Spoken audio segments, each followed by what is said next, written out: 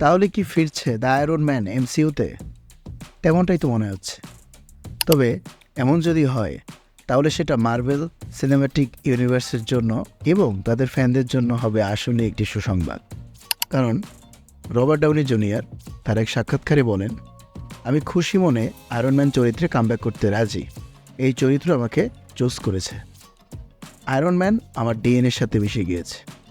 তো iron man যেখানে Tony Stark চরিত্রে ছিল রবার্ট ডাউনি জুনিয়র, তিনি এই চরিত্রটিকে এমন প্রাণবন্তভাবে ফুটিয়ে তুলেছিল যেটা আসলেই অনবদ্য, এবং যার ফলে তিনি অস্কারও পেয়েছিল। আর এন্ড গেম পর্যন্ত তার চরিত্র নিয়ে যাওয়া হয়েছিল, এবং যতই দিন যাচ্ছিল Tony Stark the iron man চরিত্রটি আরও লোকপ্রিয় হচ্ছিল।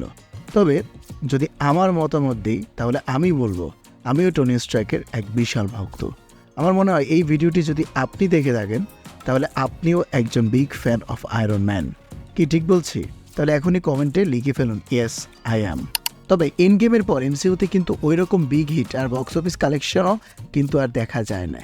আর যদি আয়রন ম্যান ফিরে আসে কোনো একভাবে, তাহলে আবার সব অ্যাভেঞ্জার্সও ফিরে আসার চান্স আছে, এবং যা দেখার জন্য দর্শকরা মুখিয়ে আছে। আর হয়তো সেটাই হতে পারে এমসিইউ এর সবচেয়ে বড় ব্লকবাস্টার।